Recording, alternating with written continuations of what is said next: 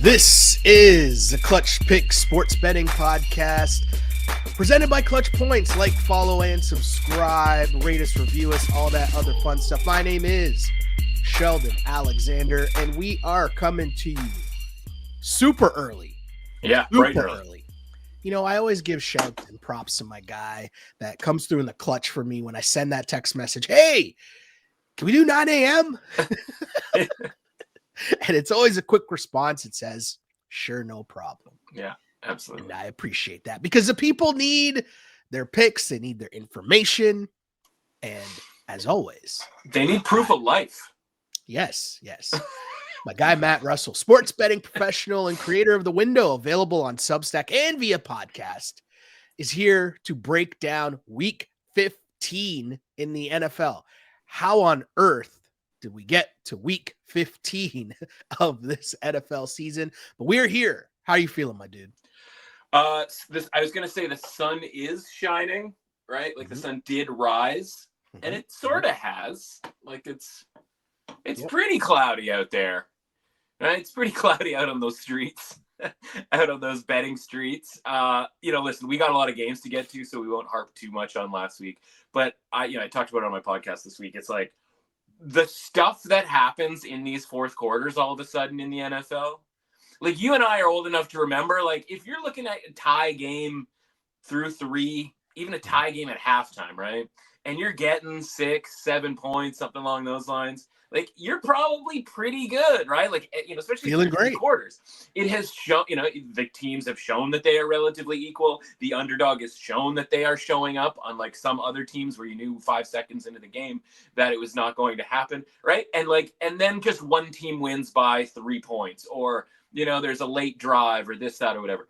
The stuff that was happening in that 1 o'clock window in the fourth quarters last week. My God. And then it happens again on Monday Night Football for the second straight week on Monday night. And again, we get home with, the teams that we had needing to cover with those late, quote unquote, fluky covers. But I'm not even really sure it's fluky anymore, man. So like, you're going to talk about the record here. And like, I don't even know what to tell you at this point with regards to some of these finishes, because I think the reads, by and large, there's usually like one read a week that is just bad, and then the rest of them are like, I don't know, like it might, like maybe it works, maybe it doesn't. And when it just comes down to these last few minutes of these games, and some teams are scoring touchdowns in the last 3 minutes, and then some teams, cough, cough, the Chiefs are not. They're just bleeding out the clock. What are you supposed to do with this, man? Like it's just insanity out there. But yeah, there's still the sun shining. Yeah, complete insanity, of course. And as you alluded to, last week, I think I had my second worst week ever since doing this podcast. Because I think there was one year where on the last week of the season, I think I got one game right. Like a week 18 and it was catastrophe. And it was like the last week of the season. I think this is not the last week of the season, but a 2-9-2 record against the spread last week, bringing the season total to 97, 107, and 4. Meaning, kids, I got some work to do as we need to get this record back over 500, and we will do so because this is what we do on this pod for people that are new. I'm going to give you a pick to each and every game, and Matt comes in with the information and education on where the line was, where it is, and where it could be going heading into kickoff.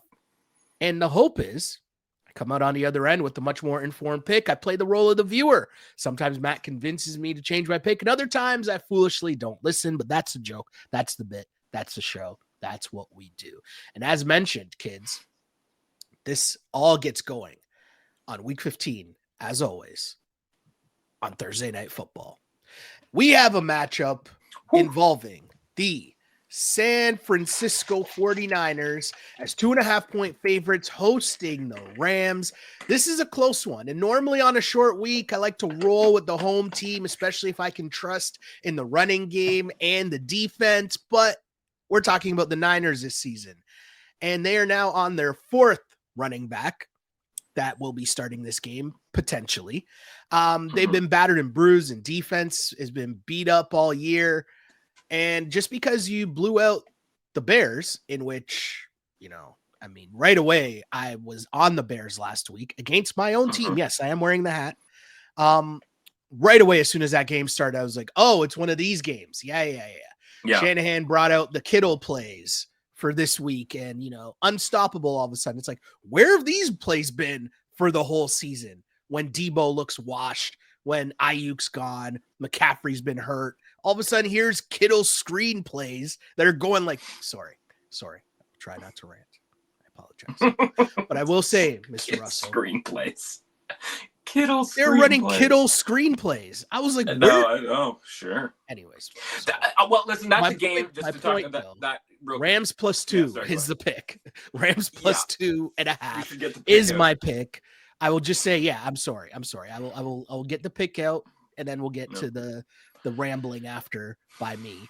But the reason I'm on the Rams +2.5 is just because we've already seen this game earlier, and I just think the Rams are playing a lot better than they were earlier this season when they beat the Niners. And the Rams offense just seems to be legit, and the Niners IR is legit. For those reasons, I'm on the Rams getting points.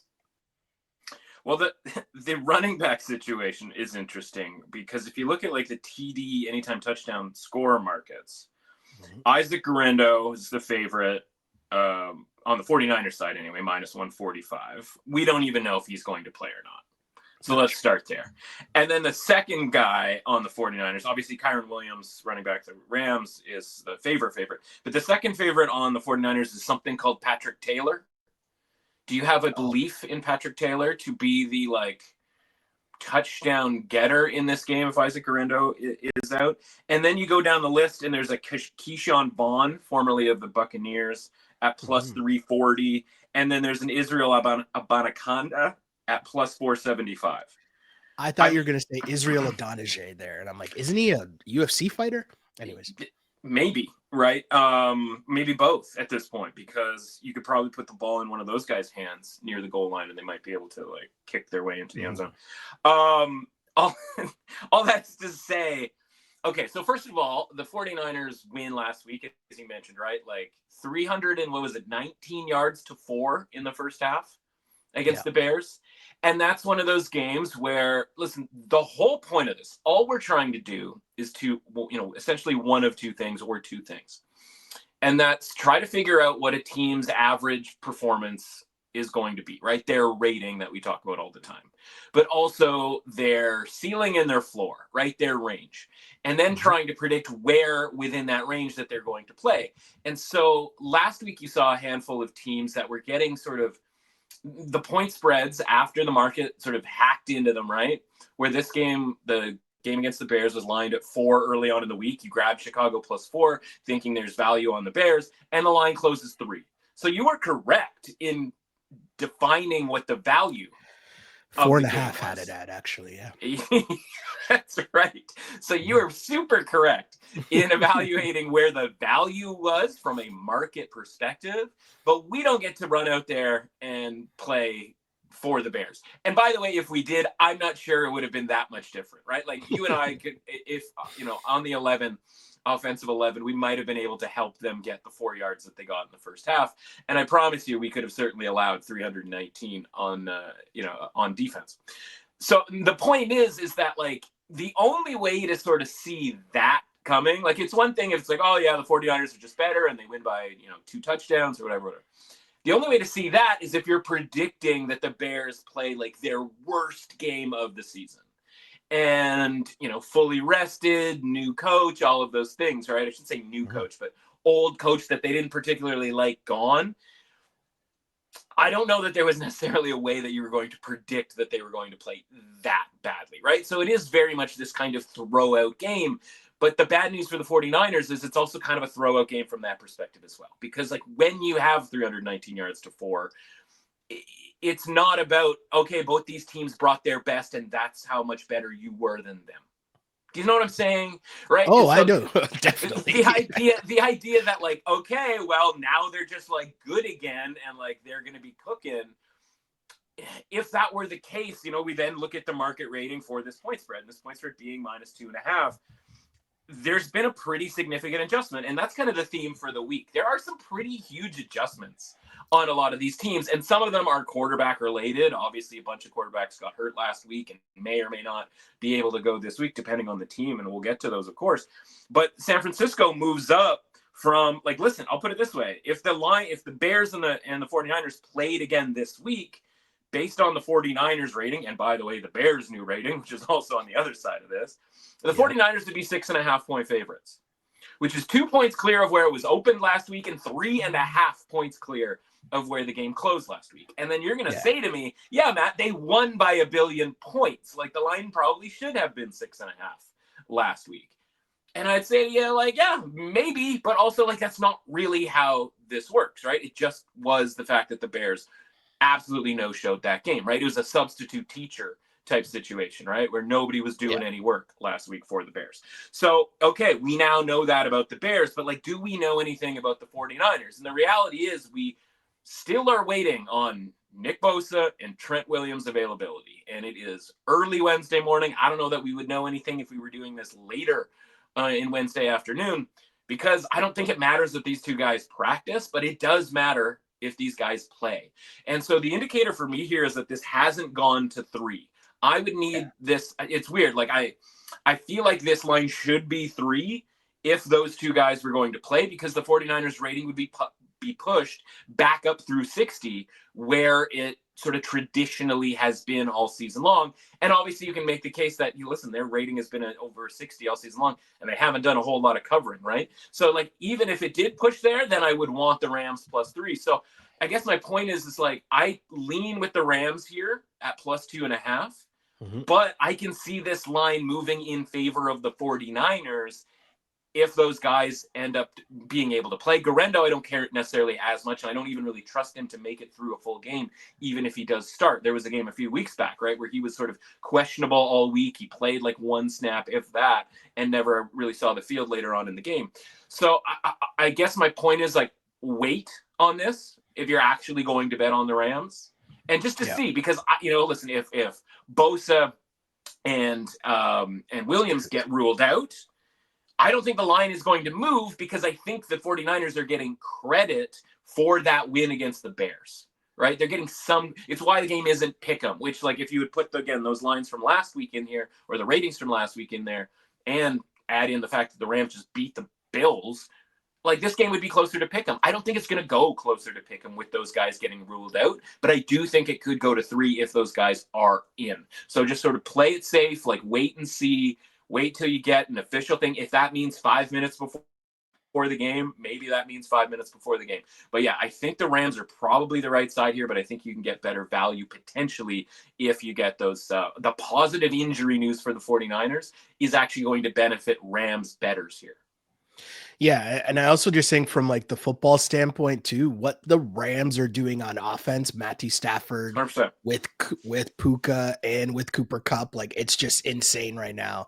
They are rolling, which is kind of the opposite of what you can say about this Niners team outside of what you saw from them against the Bears, right? So either way, we keep it moving here. Niners are not my pick for another week, but we keep it moving to the Buffalo Bills. Big boy matchup, as I like to say. The Bills are in Detroit taking on the Lions. Lions, 2.5-point favorites. And for me, if you follow this pod all season long, Bills versus a good or real good team is a mega fade for me. I also, the Lions are a team that I have been rolling with for a while here.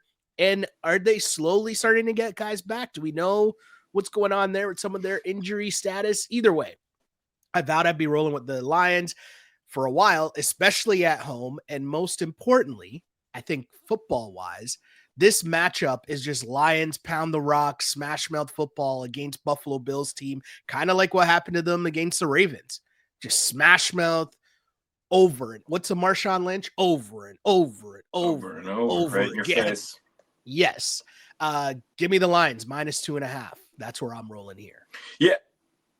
I guess I should probably just show myself out, because you took my point about the Ravens game. And honestly, last week against from a Bills perspective, we liked the Bills, and if you had told me they were going to score 42 points, like, would have felt really good about betting the Bills beforehand. But the defense failed, and that's a problem, because we have already sort of pegged them as this team that is going to have problems going against big time run teams, right? They are undersized, and then they get thrown on constantly. And the funny thing is, they got thrown on a lot, but a lot of it was quick throws to Puka Nacua, for example, right? And then, okay, guys, try to tackle him, right? It's like Puka Nacua was Derrick Henry in this weird way, where it was like, all right, man, we're going to try to challenge you to be tough here. And so now the Bills have this game where at +3 in the look-ahead line, like, I was like, yeah, Bills +3, we get the Bills +3. Like, wow, what a great setup that is. But now this line is under 3, and it actually went down earlier on in the week. But I think as soon as it kind of hit like 1.5 with kind of a cheaper money line, people were like, nope, like, we're not doing that. Like, this needs to change. As far as the Lions' defensive injuries and stuff like that are concerned, I think playing at home certainly helps them. I think early in games helps them because the crowd is rabid. I think asking that the guys off the quote unquote streets on that Thursday night game to play 4 quarters was asking a lot. Like, it's one thing when you say, oh yeah, we just picked up this guy off the practice squad and this guy off, Quan Alexander off the street, and then we're just going to throw him into an NFL game. Like, they can do it for a quarter, they can do it for a half. But when you're coming out for the second half and you're like, okay, like, we're still playing an NFL football game, I guess. And then you see the Packers offense being able to succeed. Like, that shouldn't be all that surprising. You get a week and a half off here to prep for this game and get sort of up for this game. Meanwhile, you still have the Vikings just breathing down your throat. And I think that was the thing with the Bills last week. Like, winning that game against San Francisco sort of really kind of made them feel pretty comfortable about their sort of place in the NFL. Losing that game last week honestly kind of locks them in pretty significantly here into not getting the bye, because again, the Chiefs just keep winning regardless of how well they necessarily play. So yeah, man, I think I've flipped on this. Again, part of it is pricing, because +3 is certainly not the same thing as 2.5. But again, just a lack of trust in the Bills defense and honestly Sean McDermott. And it came to fruition last week. We've talked about this at times before because it rarely comes up during the regular season. That's kind of how good the Bills have been by and large, right? Where it's like you don't have a lot of late game like scenario type things, right? And by the way, like, what if your guy Bass doesn't make the kick against the Dolphins a few weeks back, right? Like, doesn't that become a decision that Sean McDermott failed at? Only he makes the kick and everybody forgets that ever happened. Right, but it was a very sketchy decision to go for that, really long kick for a kicker that like hasn't been necessarily all that reliable. And so, like, yeah, the kicker bails him out of maybe another thing kind of like going against him on from a resume perspective in the last 2 minutes. And so it just always kind of comes back to like, I like the Bills a lot. I like the Bills to like blow out a lot of teams. I like them to score 42 points against the Rams. Didn't see the 40 plus points coming from the Rams on the other side. And that to me has to be the biggest concern here, because, you're now going to Detroit and thinking that you're going to be able to like beat this team that's going to want to kick you in the face over and over and over again, and who has a coach who, listen, he's going to be aggressive, but he's also going to be sort of mathematically correct late in games, right? Like, Dan Campbell gets the attention for the decisions that he makes because they're, risky, if you will, but they're really just optimal. Whereas like Sean McDermott and Josh Allen and, making and going for that quarterback sneak there and then calling the timeout instead of, you'd been better off just getting everybody up and then doing it again or trying another play again, right? The last thing you can do is take a timeout there. And it's like, that's really basic stuff. And a guy who's been a coach for like 10 years here, like, shouldn't be making those mistakes. And so that's why like the Bills can't be a team that you think is going to win the Super Bowl. If they do, it has to be literally just blowing teams out all the way through. And the Bills are good enough to do that. I just don't think they're good enough to blow out the Lions here. And you're getting Lions. Like, think about the scenario where we go, what's the scenario where we could get the Lions under a field goal? Like, this is it, right? Like a Bills team that it's so funny. Like, and this is a case for a lot of these games last week, which is why last week was so frustrating from a wins and loss against the spread perspective. There are so many teams where you sit there and go like, But wait, didn't they? And the Bills were one because the Bills are getting rated still really high. Josh Allen's MVP odds got even sort of shorter, right? He's up to like minus 500. And then you sit back and you go, wait, didn't they lose? Right? Like, doesn't seem to matter because like the performance was so good. And so, like, you know, again, like they probably should be 3-point underdogs. They lost last week, but nobody seems to care, right? Like everybody's still in love with Josh Allen, as well they should be, but they're still somewhat in love with this Bills team. It's just like, man, there are too many flaws here against too many good teams in too many close game situations for me to be backing the Bills with a line this tight against a really good team in the Lions. Yeah, Lions roll here. I like it. I like it a lot, actually. We keep it going to the Dolphins, who are in Houston to take on the Texans. Texans 3-point favorites here. And you know, I'm not buying the Dolphins either. It's probably something you've heard me say throughout the season. Dolphins, when they're not playing the Jets or versus good teams. I don't know if the Texans are good, but I feel like they should be at least better than they have been coming off said bye. Laying the 3 points because it's 3, I'll feel okay sticking with that. If it gets above that, which I don't think it would, but if it did, I'd start thinking about the Dolphins, but I just don't buy them against teams that are, you know, on their level that I know for sure. And I definitely think that Houston's a better team. Yeah, this is for the Texans. This is kind of an obscure reference, but like Chris Berman used to have in his, you know, his absolute heyday, right? Like there's this term like, come on, Seattle. And it was like, because he always kind of liked Seattle, but it was like show me something. Like, come on, like do it. The Houston Texans are the come on Seattle team of 2024, right? And, you know, you mentioned obviously like not liking the Dolphins. And of course, listen, nobody's been, you know, planting that flag harder than I have all season long, even, you know, when Tua came back. So, you know, it won't surprise you that I'm probably on the Texans here. But I've also been anti-Texans relative to their market rating because we came into the season, it was like mid-60s, like look at, you know, CJ Stroud, like it's all going to be happening here, you know, yada, yada, yada. And it just hasn't, right? And you're just watching Stroud and the offense, and you're like, the pieces are all there. They added Joe Mixon. They have a good running game. It was the thing they didn't have last year.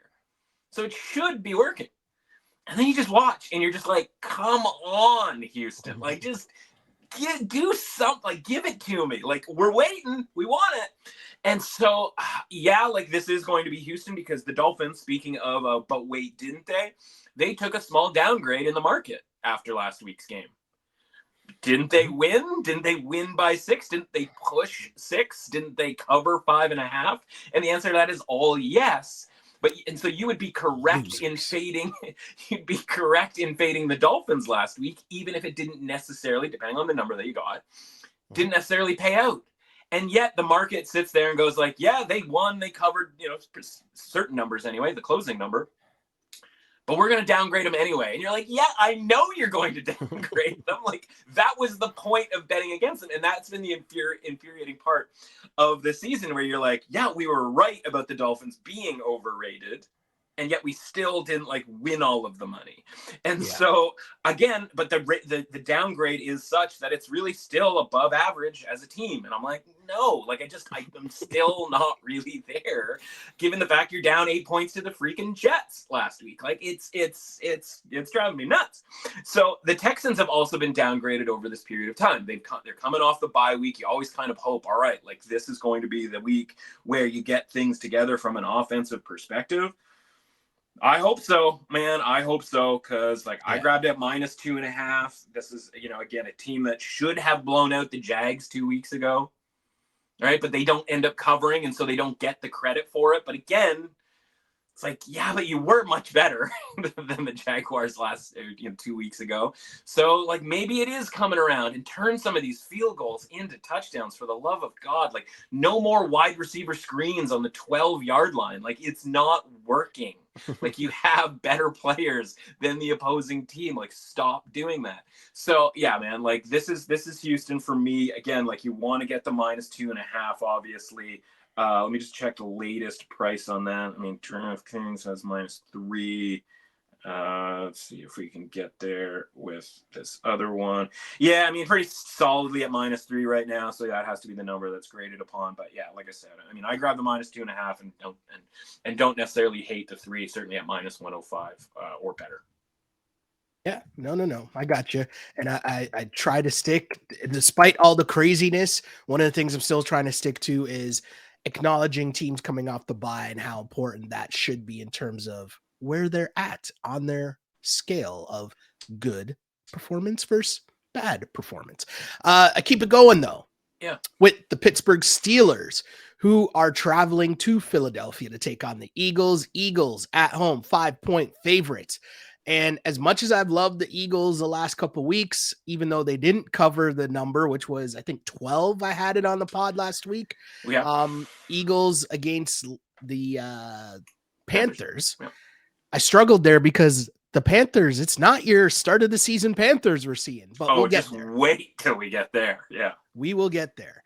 In terms of this game, though, Eagles is 5-point favorites, nicely in the Vegas zone, but this to me is just too many points for two teams that I feel like are kind of similar, right? Like the Steelers can play defense and run the ball and keep it close and just kind of like muck it up enough. Russ, I love how well the Eagles defense is playing, but still, I feel like run game and defense travels. And if I can get 5 points with that, I like that. I like where that's at. So give me the points here. Yeah, so, I mean, let's talk Eagles first and foremost here. And that game last week, again, another example. We talked about it last week. That line was 12, maybe even 12 and a half. We're like, oh, that's a big spread, and the Panthers are playing better. And I said to you, I was like, that's all true. I also think this line could be higher, right? Like, I was like, yeah, I think the Eagles could be favored by more. And then it closes 14. Yeah. Right. So again, if on Wednesday, the goal is to figure out where the line, as you like to say, is like where it's going and sort of beat the market to that closing number and get value that way before we sort of see what gets flushed out on the football field. That's a really good example of like, okay, like it's not the most key number ever, but like 12 to 14 is like a decent gap and sort of says like that the Eagles are a little bit underrated in that game. And when I talked about at the start of the podcast, the idea of the market and odds makers trying to predict what a team was going to be within their range. That's what happened with the Eagles last week, because I was looking at it from a market rating perspective, seeing, okay, well, this is where the Eagles have been these last few games. And this is where the 12, what that means for the Eagles. And it meant like low 60s. And that means to me, okay, if you think the Eagles, who've won 1 billion games in a row here, and basically won every game they've played when that team has been healthy, right? Their 2 losses coming when the wide receivers and Lane Johnson were injured. I go, well, what's the floor for the Eagles? And isn't the floor, like, aren't the Eagles sort of like 60 to 80, like at the very least 55 to 75 from like a range perspective? And so when that number last week at this time was 12, that indicated that the Eagles were 61. And I was like, okay, so like the odds makers are telling me we do not expect a very good performance relative to their usual from the Eagles. And when you look at the different matchups, you go, okay, like they just played a tough game the week before. And, even before that against the Commanders, and then they've got the Commanders coming up. And before that, they've got the Steelers. Like the game didn't make sense from a flow of the season, perspective. And it almost cost them, and frankly, probably should have cost them. They probably should have lost the game. And by the way, like, underdogs, right? For the last 2 months now, like somebody make a play. And like Xavier Legette, if he catches that ball, the Panthers they certainly take the lead and they may well win that game. And so the point of all that is like, all right, so the Eagles don't cover that game, being rated as a 61. Where does their rating go this week?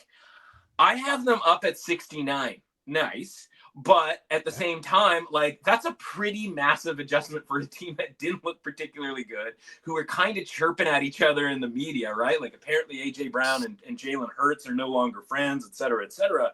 And you go like, well, okay, maybe there isn't an adjustment to the Steelers that's needed to be adjusted. Yeah, actually there is, because they win and they cover. And now the Steelers, we talked about it 2 weeks ago or 3 weeks ago with the Browns game. This is a higher rating for the Steelers than even that game. The Steelers are up to 59. Now, you look at the Steelers rating, go, or their record and go, you know what? The Steelers probably should have been a 59, a 60, a 61, 62. All season long, we have just been sleeping on the Steelers. And that's why their against the spread record is one of the best in the league, right? Like, that's why these two things are tied together. And so you go, okay, well, wait a minute. You've bumped the Eagles up big time here in your estimated market rating. You've bumped the Steelers up big time in your estimated market rating. Is it possible that you just didn't need to bump either of those teams up? And my answer to you would be like, well, that's what the next week's lines are for. The look ahead line, Pittsburgh, Baltimore just a 4-point favorite in that game. And Philadelphia at Washington, a 2.5 point road favorite at Washington. Those are the types of point spreads for teams considered very, very good, right? Like, I know being a 4-point underdog might not seem all that impressive, but like at Baltimore, that's basically saying that they're within 2 points of Baltimore, which again might be true. They have beaten Baltimore already this season, but has not been the way that they've been rated all season long. I mean, think about how high Baltimore was rated at various points, and think about where the Steelers have been rated, where they're home underdogs to the Ravens, to the Jets earlier on in the season, to the Cowboys, you know what I mean? Like all these super kind of crappy teams that like the Steelers were like, yeah, we're not even favored against this team, or we're favored by like less than a field goal against this team. The market is taking a super slow time to catch up with the Steelers. And again, what do I feel more comfortable about? The Steelers being better than even this rating in a game where it's not that they have to cover 6.5 points or go on the road against Cleveland on a short week and cover 3.5 points. That's not what's being asked of them from an actual like on field against the spread perspective. They just have to stay close. And to me, like, I'm with you here, right? Like, I think it just has to be Steelers +5. I still worry about the Eagles' red zone offense, right? Your guy Grant Calcaterra got involved last week, but that's because, like, Dallas Goedert in the tight end position has not been what it has usually been for the Eagles within the red zone. And unless they're on the 2-yard line and it's Barkley and or Hurts, like, it's been a struggle. And, like, I think the Steelers can force field goals. And then when you start talking about field goals, we don't usually do a ton of kicker talk around these parts. You got a Boswell matchup here against what's his name? The Justin Tucker. Sorry. Eagles. Eagles is Elliott? No. Yes, Jake Elliott. I was like Jake Elliott. Something. Jake Elliott, right? Who like not, throw him in the basket of relatively unreliable kickers to the point where the Eagles, you could see there was a decision that they had to make where he could have gone out there. I think it was like a 54-yard field goal. And you could see in Sirianni's eyes, he was like, I do not trust my kicker to make this kick. I have seen this too many times. And that's a problem because if you can't trust that kicker in that spot, that kicker has to go. Mm-hmm. Right. And that's been the case for more than a few Justin teams. Tucker, right? But yeah, and honestly, like and again, Jake has been a good player. Jake Elliott's been a good player for the Eagles, like from a kicking perspective for a while. Mm-hmm. He's not Justin Tucker, right? Like you have a long leash with Justin Tucker to get it figured out by the time the playoffs roll around. But again, if you're at least they're willing to put Justin Tucker out there. I don't know how we got to it's my fault we got onto the Ravens. But like, you know what I'm saying? So I guess the point is like when we're talking about like close games here, somebody has to make a 50-yard kick here to keep this thing, 7-4, something like that. I trust the Steelers to be able to do that a little bit more. And honestly, as weird as it sounds, I trust Russell Wilson right now a little bit more than Jalen Hurts from a purely passing perspective. Like I said, in the red zone to get the team in the correct play, and have somebody open instead of being late with his throws like Jalen Hurts has been, instead of being too reliant on trying to scramble. The Steelers team is not the team that you want to be scrambling around in. They are going to get you. They are going to take the ball away from you. So the market has sort of drifted up here, probably thinking the Steelers rating is maybe getting a little bit too high and backing the Eagles at -4.5, which is where this line opened. The look ahead line for this game was, let me just quickly grab it. Yeah, it was 4.5. So again, it's a little bit higher, but again, okay, if you want to keep sleeping on the Steelers, like we'll take these points. It's a little bit different when we're given points with the Steelers. Probably shouldn't have covered that game last week. Another example, by the way, and we'll get to the Browns, don't worry. But yeah, I think this is a situation where it's like, yeah, I think it just has to be the Steelers and you take your chances with the Eagles winning this game by more than 5 points. Yikes. I don't know. Definitely a tough one there for sure. Steelers, Eagles, one of the big boy matchups of the week indeed. Another interesting matchup, though, happens to be the Colts at the Broncos. Both teams coming off a bye. Broncos favored by 4 points at home. Super tough one for me, but this one ultimately came down to me on being on the Broncos because we're talking about Richardson versus a good defense on the road. Not really sure I like that. Whether you're coming off the bye or not, that's just a tough place to play, a tough place to go into as a young QB. And I'd really liked how the Broncos defenses look this season. So even though I don't like laying the 4 points and more than a field goal with this Broncos team, I also have to check myself and know that I've been kind of hating on the Broncos at certain points this season. Like I have to get used to thinking of them in a different light than they've been painted for the majority of this season. So I'm laying the points here. Tough one, but Broncos -4. Yeah. So, I mean, my first move, right, is, and this is a weird one because you're like, who? I got to find out the availability of Riley Moss in this game. Okay. And you're like, I don't know who that is, and nor should you necessarily. The rare Caucasian cornerback, right? We're getting a lot of, there's certain guys over in Philadelphia getting hype for being, a lighter skinned fellow playing at a position where that's not traditionally a thing. Riley Moss being out, as we saw on Monday night, was a complete and utter disaster for the Denver Broncos defense that literally you could watch 10 guys playing really well and one guy, Levi Wallace, out there getting absolutely torched on a regular basis. And, we talked about this on my show. I think we talked about this last week with you, where it's like if one guy is out at the cornerback position and you have no sort of choice but to play him, it undermines everything else, right? So he needs to be in the game for me, right? He is questionable for this game. But even if he's not, I don't think you can put Levi Wallace out there based on what we saw.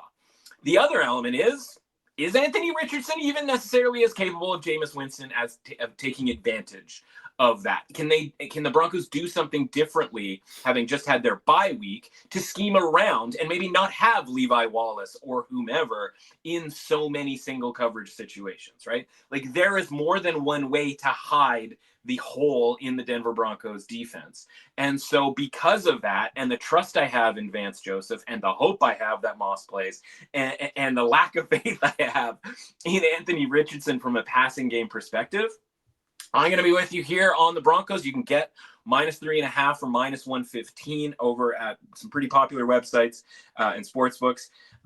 They have gotten a little bit of a downgrade again, sort of funnily enough. And again, we ended up winning on this one, so not everything is necessarily a complaint.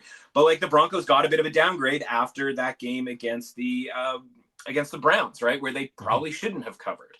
But when we can see the clear hole in what's going on with the team and you have 2 weeks to fix it, then I'm fine sort of going, all right, you want to say that the Broncos are a 49 out of 100 right now? Go for it. I still think this team is better than average, right? If you want to use a simple sort of example, I think they're better than the Dolphins. Dolphins are being rated as a 54. The Broncos are being rated as a 49. You're telling me on a neutral field that you would favor the Dolphins, probably based on how the market has gone, but I would gleefully take the points with the Broncos. And in this case, we don't get to take the points. We get to lay the points here with, again, a defense that I think is going to cause trouble for Anthony Richardson. I don't think the run game is going to work against a Broncos team that, say what you want about how many points they gave up to the Browns. Browns weren't running the football against that team, right? And I don't think the Colts are going to be able to either. That run offense has been maybe not as great as one would have expected this season, even with Richardson in there. So yeah, man, this is lay the points with the Broncos. I don't think you're going to see 3, but you can certainly get 3.5 -115. I don't know that you're necessarily going to need it. I think they win relatively comfortably here because they need it. Listen, you have a lot of these teams that have had that bye last week, playing 11 straight weeks in the NFL, 12 straight weeks or whatever it was in the NFL.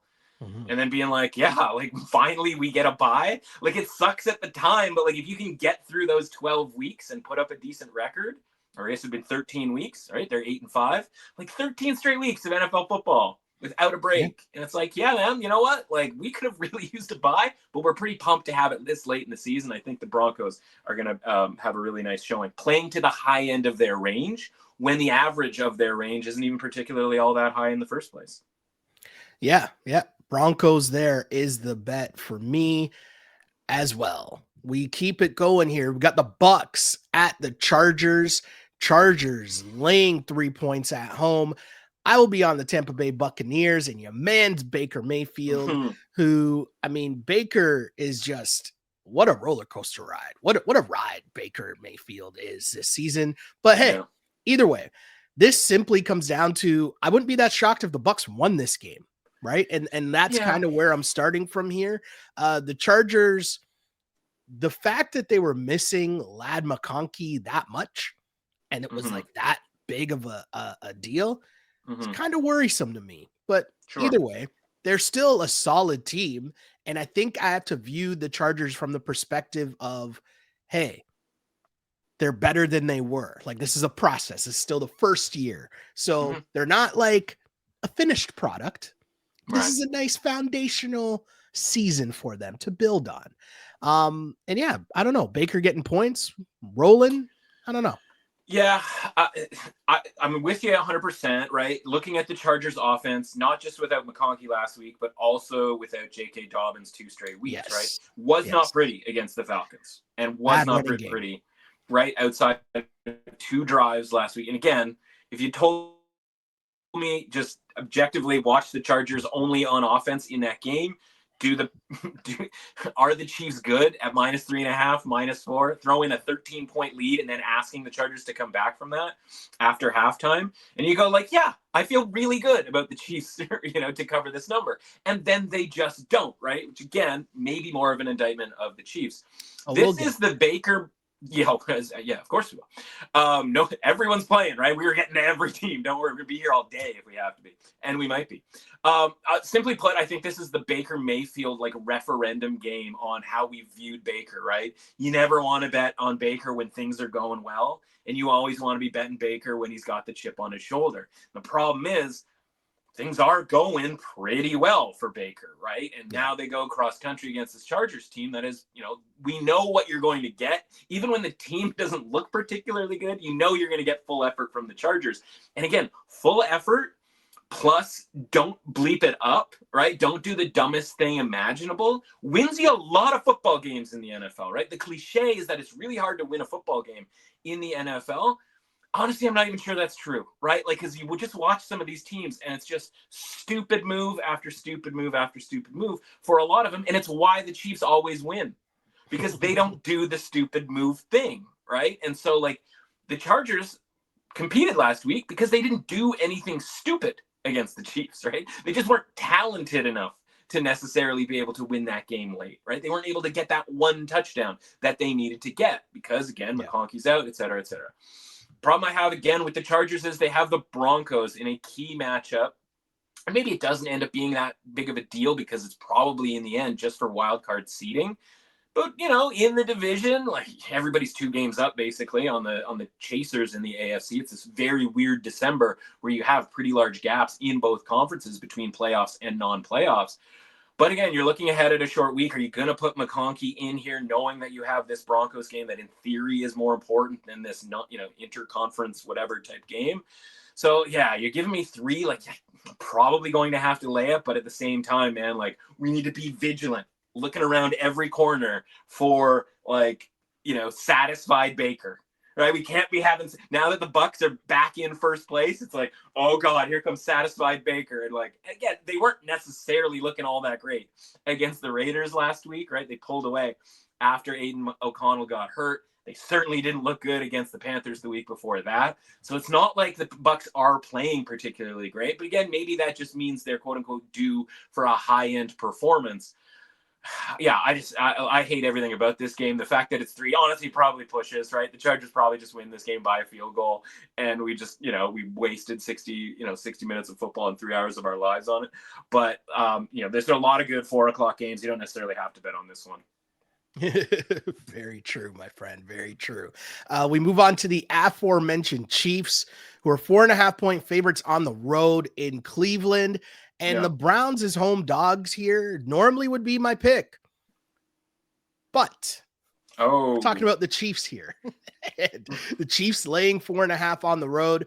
Really, honestly, if I'm being serious, not even like messing around here, it's just Jameis against the Chiefs defense. Like, I just feel like the trick-or-treat nature of Jameis here might come back to haunt them, might not be a good thing here. against all the different defenses that Spags might be able to come up with here. Now, can the Chiefs convert some touchdowns here? Can the Chiefs maybe have some plays, like get Pacheco going a little more, that he might be able to ice out some games for them? Right. That would be the hope. But again, they couldn't even cover the 3.5 last week. So who knows? But I'm laying the points with the Chiefs once again, because it's kind of just what I do. Yeah, it is what you do. And you're now 0-7 in your last 7, right? And you say, like, because it's the Chiefs and that's what, like, that, that's what you do. Like, no, you take the Browns. And that's what the market did, right? Because this line was 6.5 last week and reopened 6. And we have seen very rarely this season, but a little bit more recently and a couple of times this week, where they haven't been messing around with changing the lines here. And so this thing didn't spend any time really at 6. It didn't really spend any time at 5.5, 5, or really 4.5, because it's widely available right now Wednesday morning at 4 flat. So the good news is, if you like the Chiefs, you can knock that thing down to -4, right? That might help you when it comes down to it, because listen, Chiefs by 4 certainly sounds like a viable thing. Sounds like really the most likely option when it comes to the Chiefs.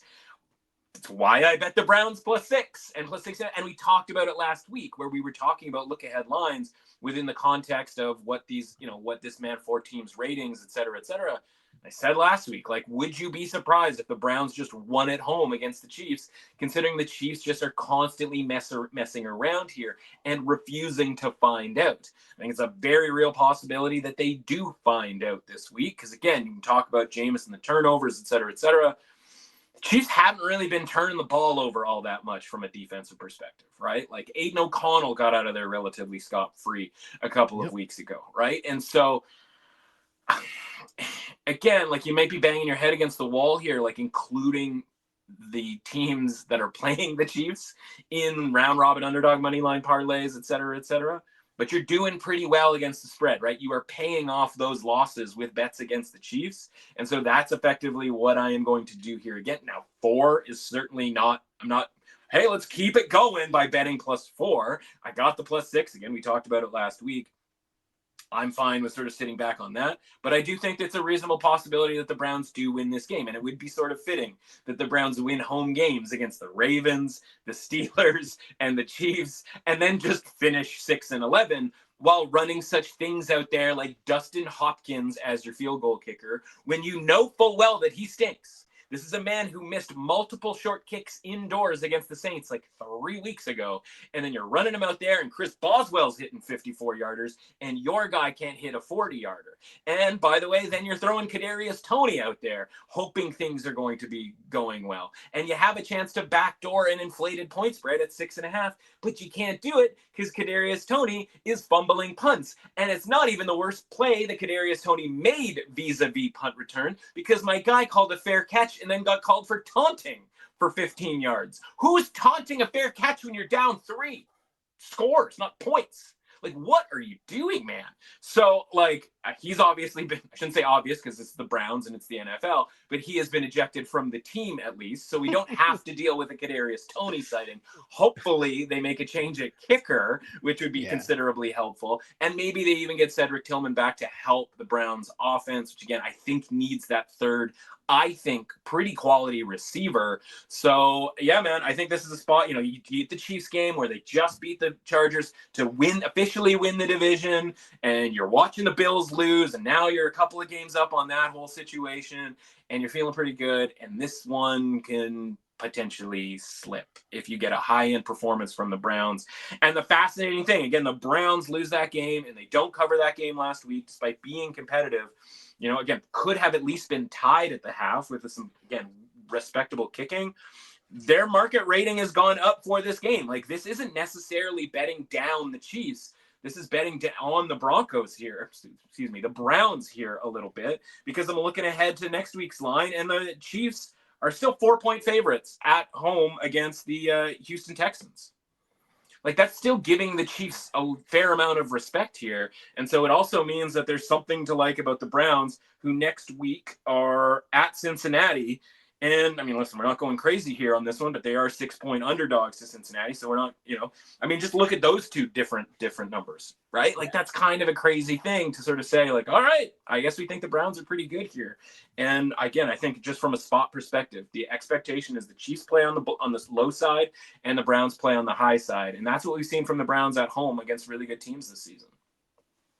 Yeah, been a weird season for sure for Jameis and company in Cleveland. And we'll see what Mahomes and company can do against the spread in week 15. But we move on 8 to times the charm. Right? We move on to the Commanders, who are 7-point road favorites against the Saints. Do I ever like to lay 7 points on the road? Not really. But if I do, it might be with the team coming off a bye that I think can put up some points against a team like the Saints, who are banged up. Derek Carr might not play. He's dealing with like a bad hand and concussion protocol, and he's not even good to begin with in the first place. But that's a story for another day. They struggled last week. Their offense struggled and couldn't really do much against the Giants and couldn't even cover against the Giants. So when you're talking to me about a team like that, yeah, I'll lay the 7 points on the road with the Commanders fresh off a bye and with an offense that, we talked about the injuries that Jaden Daniels might have been dealing with, maybe a week off might be feeling a little bit better, an extra pep in his step. So I'll lay the 7 points on the road with the Commandos. Yeah, only thing I got to do here is double check that even said, 7 minus 20, 7 minus 120. Okay, all right, we'll allow it. We're getting back closer to Saints preseason edition, right? Remember those days? Harkening back to the Thursday nighter against the Broncos and a couple of games after that. There's a Bucs game in there where they gave up 1 trillion yards rushing. They're back to being terrible, basically, against the run. Not great, right? At the best of times. Honestly, it's a case, last week's game against the Giants is a case for not betting on every single game, right? Not forcing, and obviously we understand the bit here, but not forcing yourself to pick every game, or if you do, it doesn't mean you have to bet that game, because the Saints, again, don't do anything but have a 14-3 lead throughout, much of the game. And then the Giants just score a late touchdown. They get a 2-point conversion. All of a sudden, the game is 14-11. And you have this game where it's like, I should probably tune in. It is an NFL football game with a 3-point margin with a couple of minutes to go. And listen, there's a bunch of different ways that you can do stupid in the NFL. We talked about the Kadarius Toney, like Hall of Famer, stupid Hall of Fame. Derek Carr running to the sideline and then like trying to leap over someone at the sideline. For what purpose exactly? And then landing on his hand and effectively breaking his hand. Like, that's right up there with like some of the dumbest stuff you can imagine. That is doing too much, right? Yeah. That is being extra, whatever, all the sort of terminology you want to use there. We talked about last week going into that game going, listen, I don't want anything to do with the Giants. I don't think the Giants are even particularly trying to win games from an organizational standpoint. But if you think I'm going to lay 4.5 points with this Saints outfit, you're crazy. Because in part, we think that their offensive engine might be Taysom Hill. And then their first game with Taysom Hill out, after a nice little run there of decent offense, it all slows right to a halt, right? So now, you're out without Hill, probably without Carr. We're probably looking at a Jake Hayner. I don't know if we can do Spencer Rattler again, or maybe again, if you're trying to lose, maybe Spencer Rattler is the play. I don't love the idea of laying 7 points here with the Commanders. I would much prefer knocking this thing down, even if it's at 7.5, down to 1.5, and use this as what I think is a pretty valuable teaser leg. Right? Like, I think you can go to war with that teaser leg. We talked about the Bills, and as much as we would lean to the side of the Lions there necessarily, Bills plus 8.5. That's, Bills plus 8.5 and Commanders -1 or -1.5 here. That's a pretty solid tease, right? Because again, I think you're right. Commanders are going to play pretty well. I think the Saints are going to make them look pretty good, as the Saints have whenever the Saints have started the preseason roster, if you will. And of course, you'll recall, right, that's no Hill, no Carr, no Olave. Kamara's going to be out there trying to do his best, but God bless him. Best of luck, my friend. So yeah, this if you're playing it on the point spread, yes, the Commanders, but I'd much rather tease them down. Yep. Nope. Totally makes sense. Not a lot of arguments from me here. We go to the Cincinnati Bengals as 5 points. Speaking of teams laying points on the road here, Bengals laying 5 points on the road against the Titans. This is just a bet on the Bengals offense. I mean, Burrow and Chase, I don't know if that was one of the craziest performances on top of them already having a bunch of crazy performances this season. And I know that it's against the Cowboys, but we're talking about the Titans here. So, I mean, bad team versus bad team. Sure, I'll lay the 5 points on the road. Meanwhile, I mean, the Titans couldn't even beat Mac Jones last week. So who are they really in the grand scheme of things that I'd be forced to normally take the home dogs here, right? At over a field goal. And I get it, but no. Can't do it. That performance, Burrow and Chase, like, I don't know what the front office's game plan was here in terms of not giving Chase his money. But to quote a wise man, the price of the brick is not going down, right? Right. The price of the brick is going up. Yeah. And listen, to quote a wise man, there's a lot of different ways to do stupid, right? Like I just said it, 10 minutes ago. And sometimes it's organizational stupidity. And the idea that, like, you wouldn't just give Jamar Chase whatever the hell he wants, right? Like, he is clearly on the level of Justin Jefferson. And just, like, copy and paste that, this is how the game works. Throw an extra couple $1 million on top of it so that when they go to LSU reunions, which I'm sure they're just always at, that at least Jamar can say, like, yeah, man, how's your 40 million or whatever it is? My 42 million is, whatever. Let's talk about the Titans here. Like, just absolutely good enough to get you beat, right? Like, that is the Titans this season. They're doing everything that seems to be like the right thing to do. Will Levis, one way or another, screws it up. Right. And again, like the catastrophe levels from like a visually, disastrous perspective, like they're coming down. It isn't I'm falling down and I'm just going to throw the ball up into the air and then the other team's going to take it to the house. But like 4th down, end of the first half, they go for it basically on the goal line. They run a nice play. It's not open on the right side. He looks to his left side. There are 2 members of the Titans over there. There is 1 member of the Jacksonville Jaguars. 1 member of the Jacksonville Jaguars was covering one of the Titans, and the other Titan was wide open. Which guy do you think Will Levis threw the ball to? Right? Not only did he throw it to him, but he also like missed him badly. Well, I mean, like, he just wasn't even open to really, like, I mean, you could have thrown it in a better spot, I suppose, but like, you also could have thrown it to the guy standing like 15 feet away who was wide open in Chigaquanquo. And it's just like, what are you doing? And again, it isn't as visually catastrophic as earlier on in the season, but like, it cost him the game, right? Touchdown there. And again, it's just the first half and they were up 6-0 and whatever. And like, it could have been 13-0. And that's probably enough to beat the Jags, but no, you're up 6-0. So the Jags eventually get a touchdown because they are paid to play professional football. I was going to say they're a professional football team, but I mean, that's semi-debatable at this point. But like, they are athletes that are paid to play football. Like, eventually you're going to score a touchdown in the same way that the Bears eventually got more than 4 yards, right? Like, you can't keep teams just in this. And so the problem is the Titans defense good enough to shut down not just Jamar Chase? And by the way, like, the Cowboys not being able to figure out, hey, like, let's just double Jamar and like just make Joe Burrow throw it literally anywhere else. Like, good God. Like, it'd be one thing if Jamar had a big game, but like T. Higgins also had a big game. You're like, you know what? We just didn't have any answers for them. But like, the same guy over and over and over again, like, figure it out. I don't think the Titans are going to be able to figure it out, right? Because, by the way, like, you mentioned like losing to Mac Jones. Obviously problematic, especially when you're going to play Joe Burrow and you are the worst team against the spread all season long, because we consistently sort of make the case for why you could be competitive. And you do beat the Texans, for example, right? And so it's like, it flashes once in a while, but is that worth losing 5 bets to win 1? This isn't the Kansas City Chiefs, Shell, where we're trying to. I was just going to say. We're trying to win 1 bet to lose 7, or lose 7 to win 1. And so I just look and I go, okay, well, like Quandre Diggs, L'Jarius Sneed, like, they're not walking through that door, from a secondary, injury perspective. And so, like, yeah, I felt like the Titans could do better against Mac Jones. I don't feel like they can do better against Joe Burrow.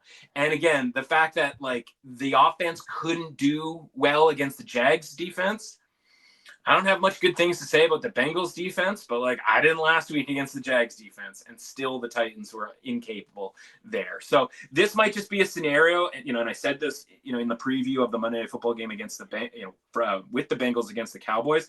This might just be that season where the Bengals just walk on through and they just hammer these or sort of win comfortably against some of these bad teams. I don't even know at this point the Cowboys are even considered a bad team. And then they just lose close games to the good teams and they just miss the playoffs. And, like, okay, cool. But you got Tennessee this week. You got Cleveland at home next week. And you're back against some decent teams in Denver and Pittsburgh. And we'll see how they do then and whether they're even going to care or start, the Jamar Chases, T. Higgins, or even Joe Burrows of the world come week 18. So, yeah, man, like, I think this is maybe the last chance, maybe next week as well, but, like, one of the last chances for the Bengals to purely flex, to put some big time numbers up. And of course, Jamar Chase probably just going to win the Triple Crown from a wide receiving perspective, and still somehow not win Offensive Player of the Year because Saquon Barkley is jumping over dudes, which also is frustrating from a betting perspective, if you catch my drift. So yeah, like, I'm right there with you. We got to just stop betting on the Titans here as a society. Because when you can't do it at home against the Jags, like, what's the scenario where you can? Or where you can, like, we've seen them be able to do it, but, like, what's the scenario where you think it's a probable situation? Agreed.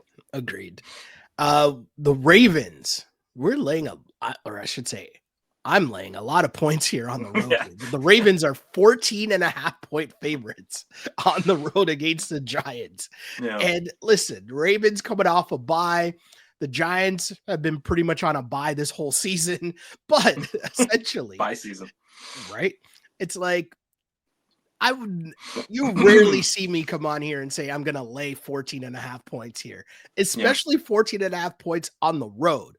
But if I were witnessing a team that was like, you know what, we're going to make this close at the end and then have a field goal get blocked at the end of the game to tie it up, it's like, what are y'all working on here? What are y'all really cooking up here behind the scenes, Giants?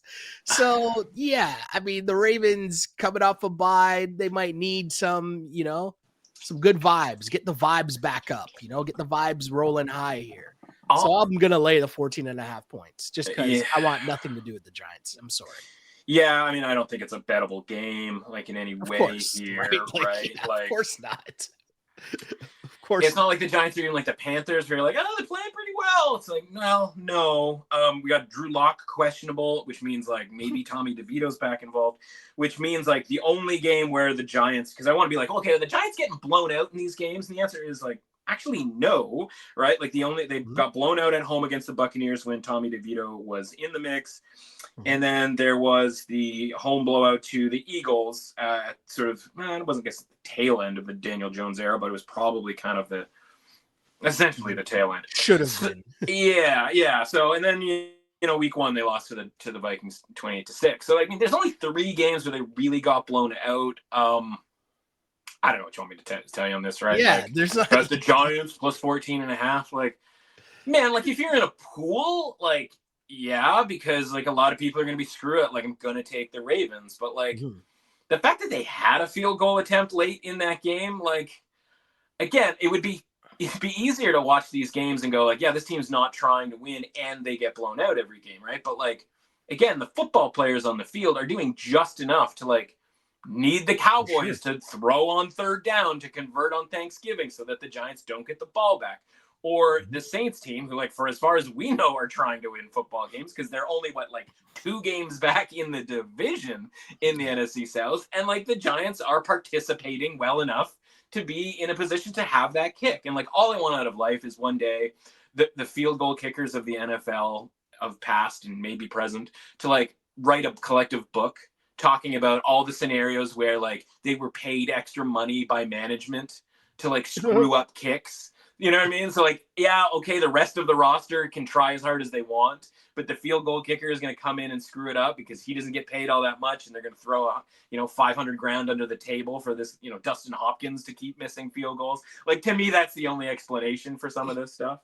That's all I want out of life. So I guess the point is that the Giants are actually playing not good, but they're playing really bland football, which a lot of times they're going to get you a cover on a 14.5-point spread.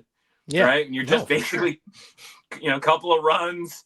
Maybe there's a completion. Maybe there's an incomplete pass and we just punt. Right. Like that's just kind of what it is at this point. And honestly, that can get you a long way as far as 14.5 is concerned. This was as high as 15, if that does anything for you. And somebody out there bet the Giants, to get this thing a little bit short. But yeah, I mean, you can't be out here betting this game, I don't think. Yeah, slow down. We'll get to the Jets. For sure. But before we get to the Jets, we got a barn burner for you between the Dallas Cowboys and the Carolina Panthers. And guess what, kids? The Carolina Panthers are favored by 2.5 points. How did we get here? I don't know. How am I saying I am betting on the Carolina Panthers laying points? How did we get here? Also, I'm not really sure, but I'll try to explain. Another good showing. And, ever since their bye week, especially, Adam Thielen has been balling for these guys all of a sudden down the stretch. There appears to be some nice chemistry there between he and Bryce Young.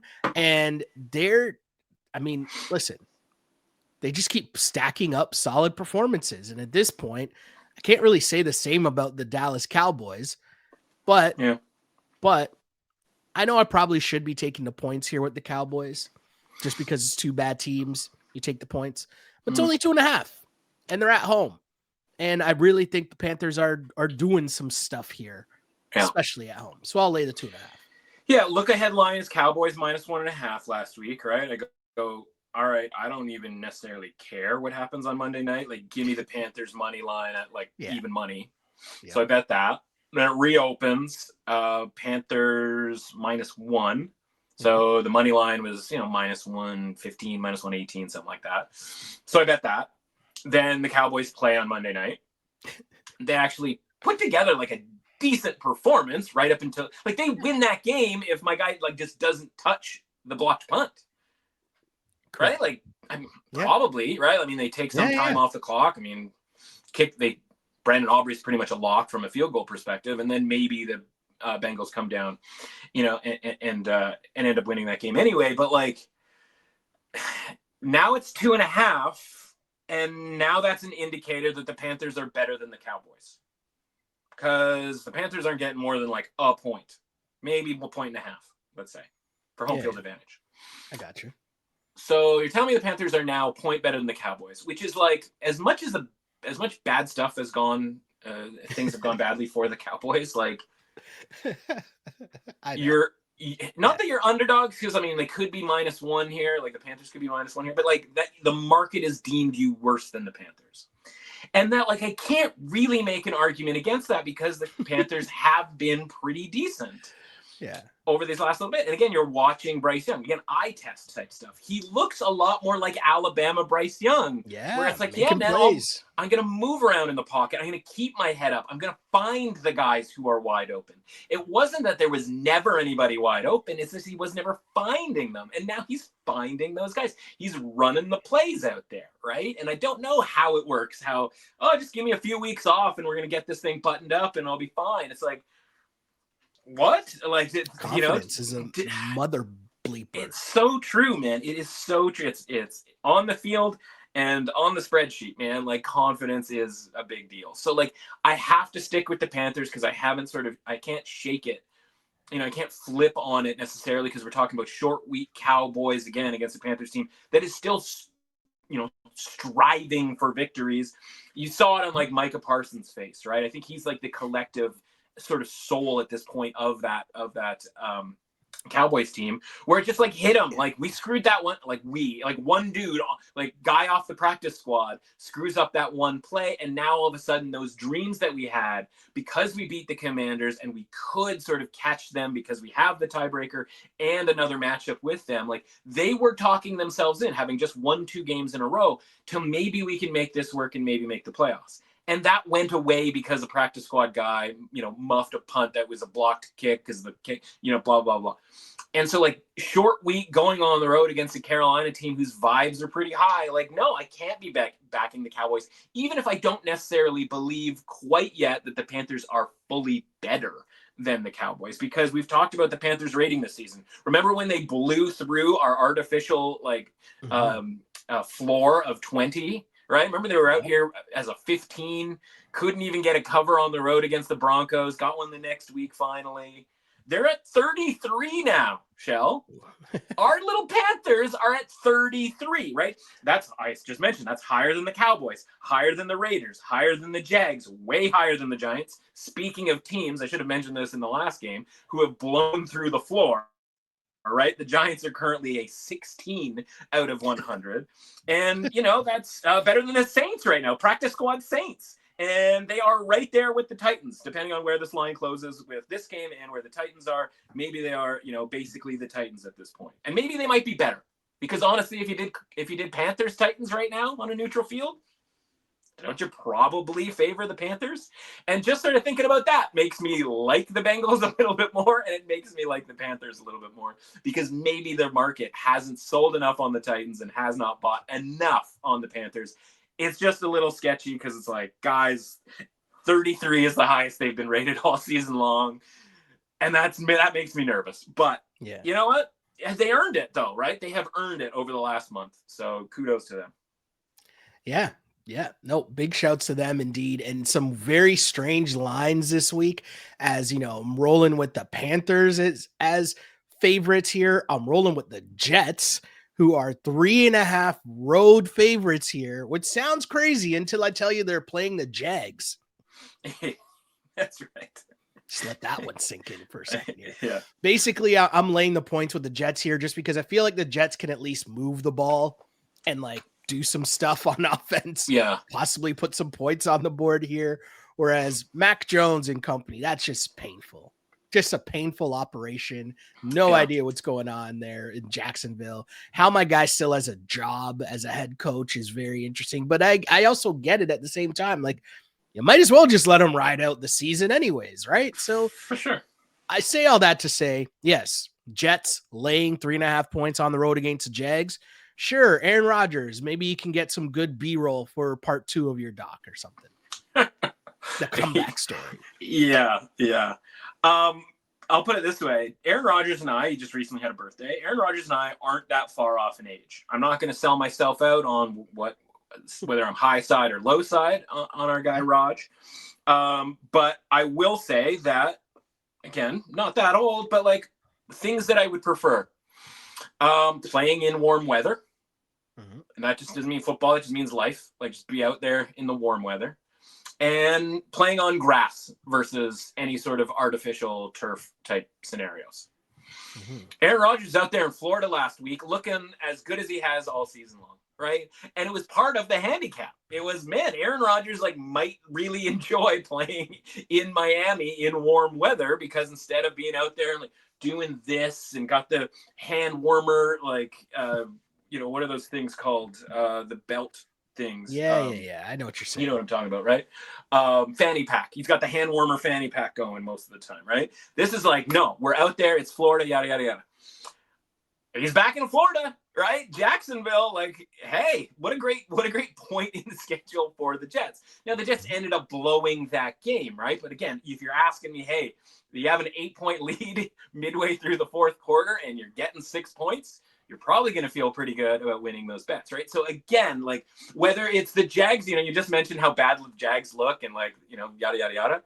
Jags are 2 for 2 in their last 2 games against the spread, right? And have an outright win in the NFL, which again, from a spread perspective, that's 2 more than the Chiefs have won for the last 2 months, right? So again, That's how infuriating the season has been, where like you can say that the Jags are god awful and then just lose bets betting against the Jags for a couple of weeks in a row here. I don't think you lose the bet this time around, because I think you're right. Like the Jets, as long as Aaron Rodgers is out there, this is a man who always has something to prove, right? He is woefully needy from that perspective. Yeah. And so and Devontae Adams, right? They are going to like try to make it work, even if they look up at the standings and they go, we've won 3 or 4 games all season long. You're going to get try from the Jets, as weird as that sounds. I think the offense is going to play as well as they possibly can. They're throwing random guys in there that I've never heard of before, by the way, who are like scoring touchdowns and making plays. It just so happens that like they're just not that good. And the defense isn't all that good. But like, is the defense good enough to like shut down the Jags? Yeah, they are. And maybe they have more than 6 points 2.5 to 3 quarters into this game, like unlike the Titans could last week. I don't really care all that much about the Jags being at home, being on the road, whatever. I think the Jags pretty consistently, like their cap is like 13 points. And maybe there's some garbage time nonsense like they did 2 weeks ago or 3 weeks ago against the Texans. I don't know. But like, I'm not betting on the Jags. I don't care. You can't make me.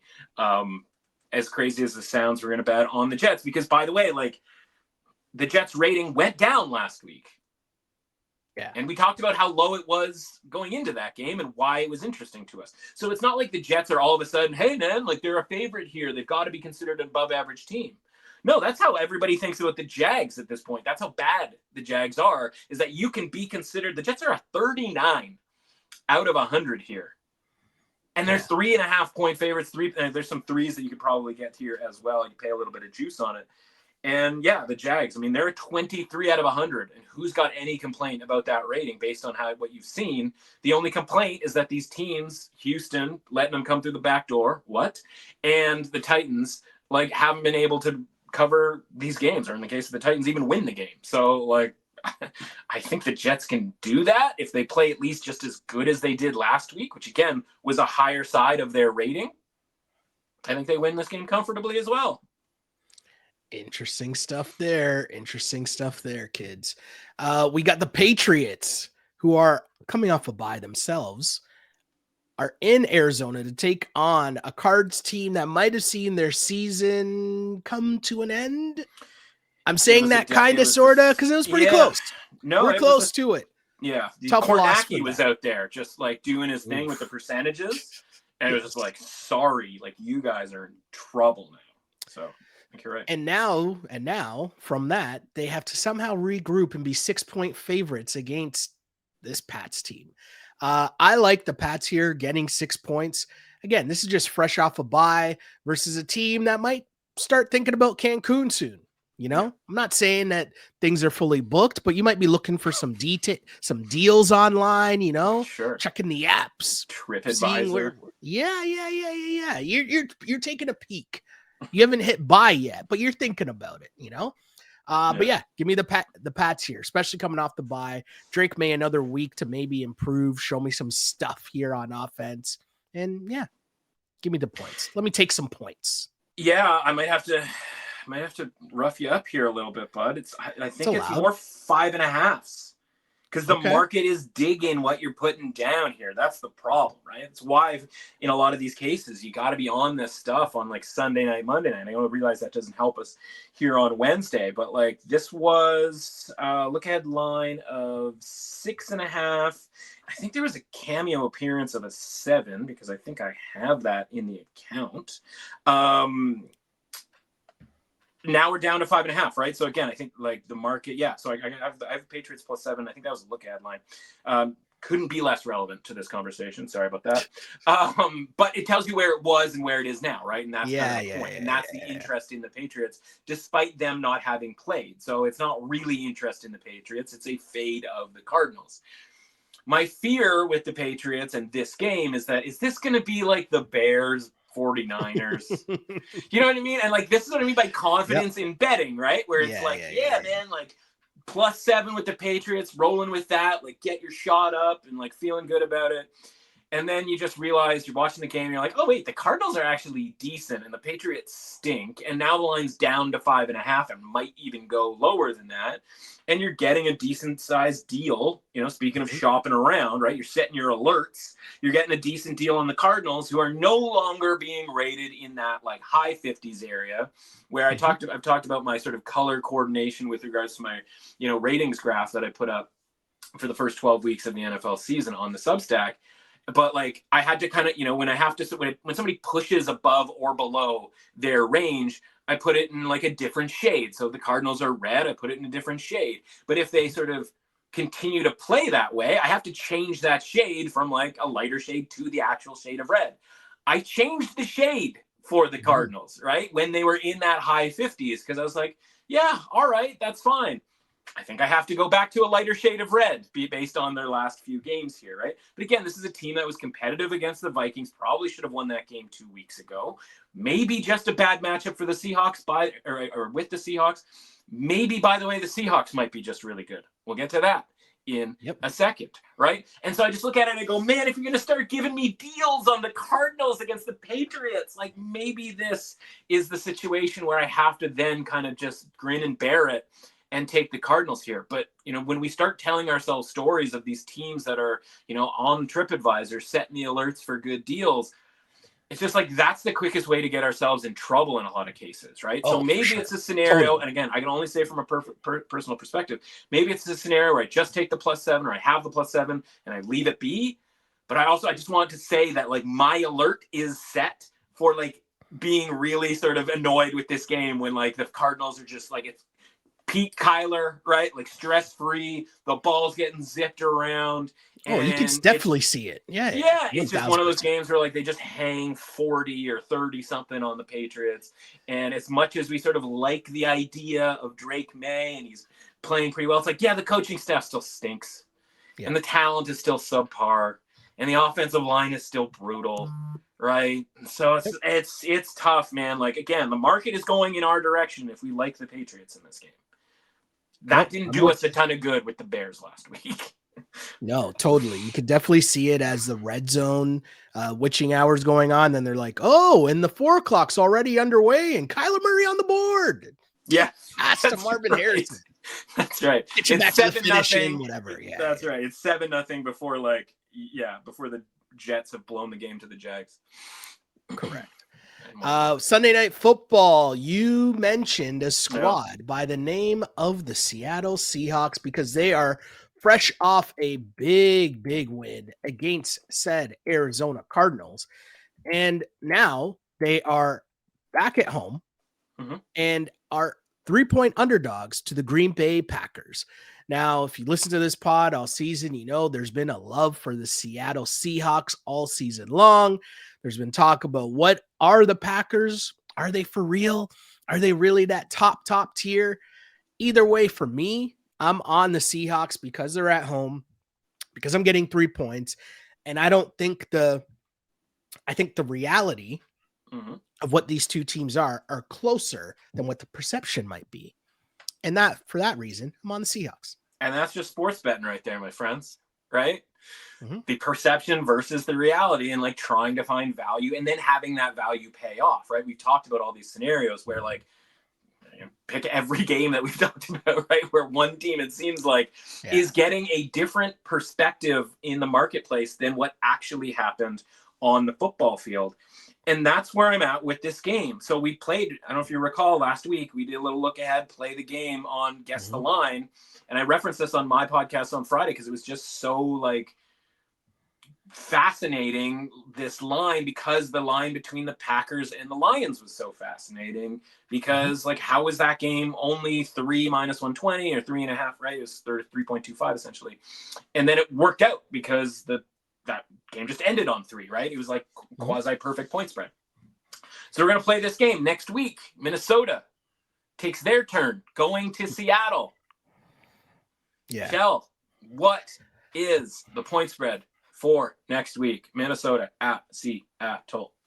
Well, they're going to have the Packers rated as higher. So I would say, that's a tough part because I would have Seattle as like a slight pick'em favorite, right? But I would also have that for this line, right? So like that's the messed up part about it. That's the messed up part about it. But right, it's important that we sort of confirm the messed up part by having these look-ahead lines to sort of reference back to, because Minnesota is -2 in that game. So like everything you said is right? Like the Packers are higher rated than Minnesota, despite the record discrepancy, which is fine. I don't even really have a problem with that. I think the Packers might be better than Minnesota. Full squad, yada yada yada. But who knows?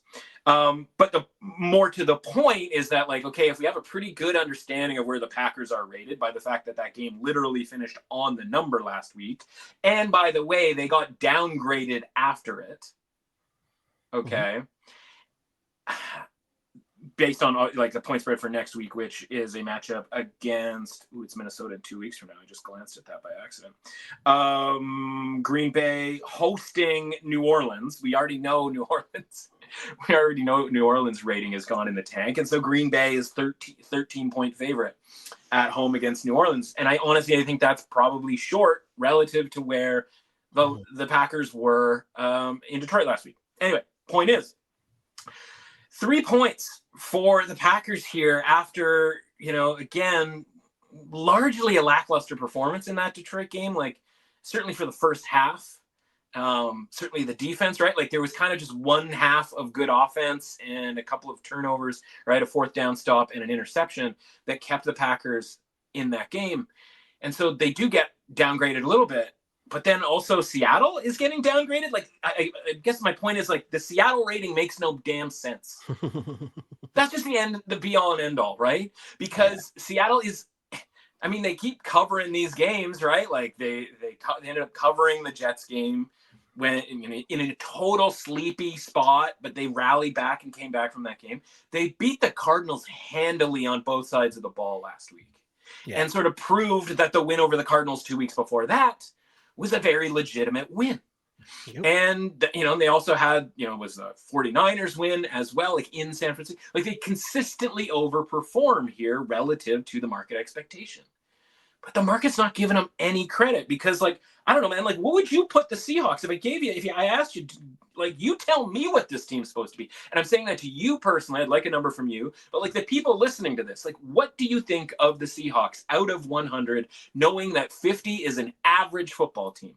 Like, what they're definitely number? Above 50. Yeah, they're not quite at a 60, but they're above 50 for sure. So what do you want to say? Like 55? Sure. I think that's like pretty reasonable, if not even still maybe a little bit low. And then that number makes this game a pick'em.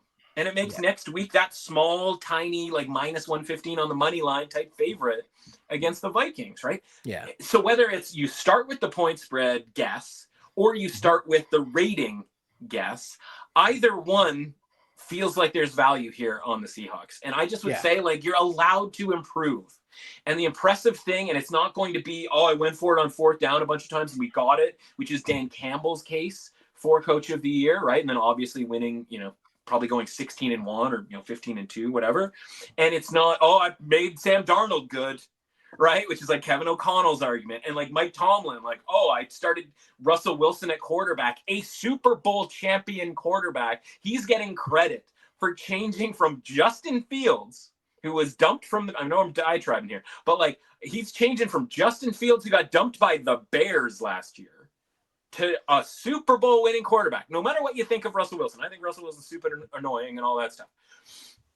And he's getting credit for Coach of the Year. But Mike Macdonald is sitting there systematically putting the pieces together to improve a defense that hasn't been able to stop the run for 2 years and all of a sudden can now.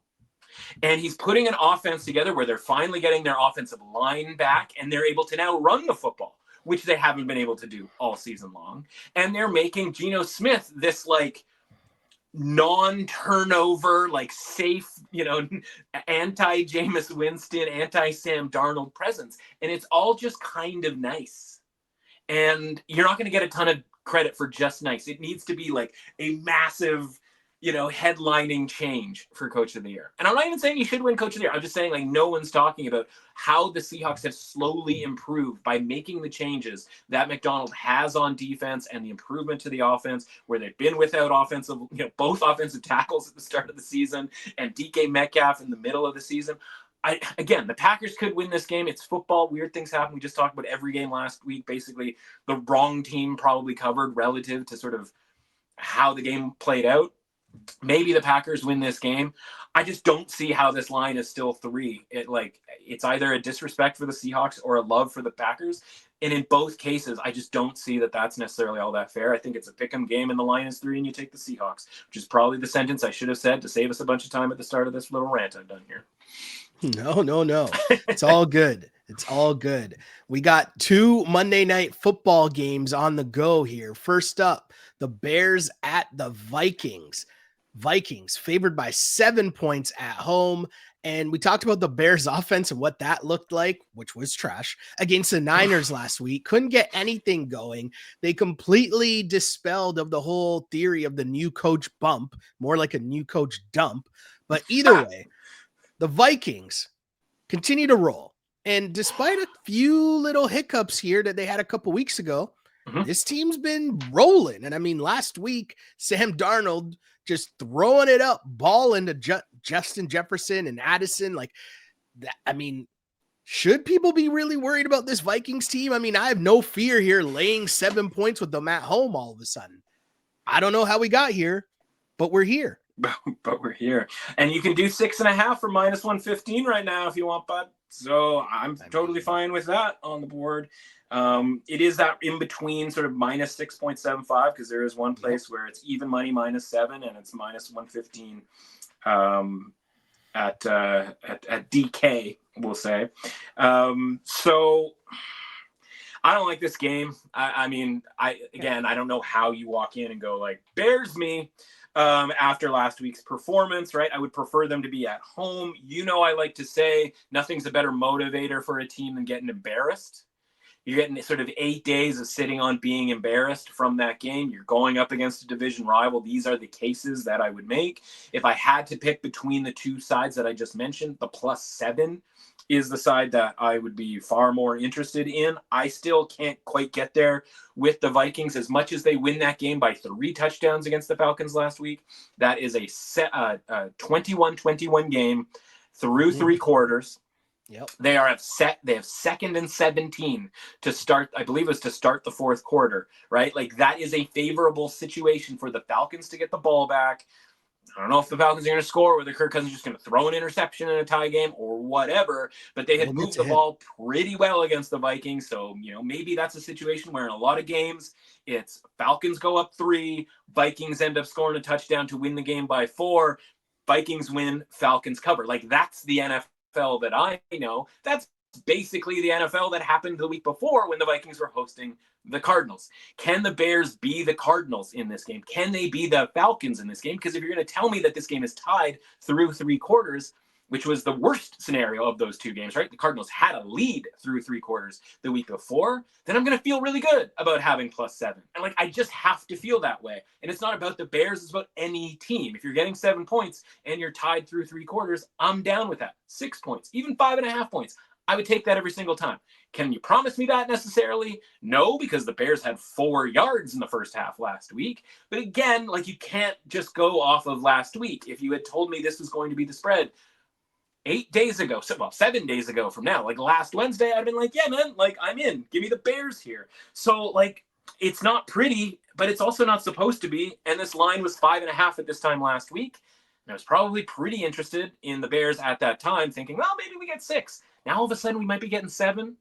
And there's nothing structural that's changed with the Bears, right? Same play caller, same offensive, whatever. Problem is the Bears stink in the first halves and early on in these games, right? Yeah. So for me, if we're really talking about how we're going to make money betting on this game, I'm probably waiting until after the first quarter, maybe even halftime.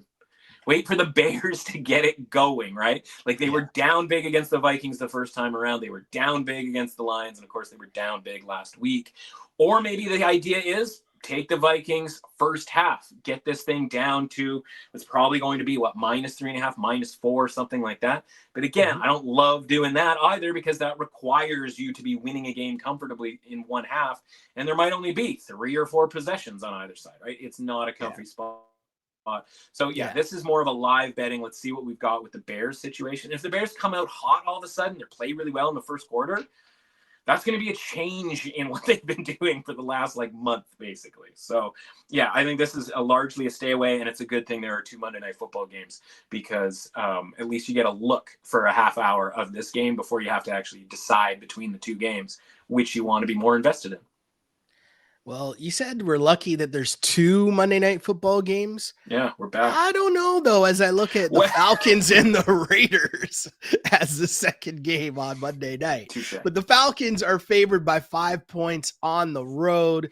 And, I mean, if there was ever a chance for a get-right game, it would be a game against the Raiders, who I mentioned Cancun mode.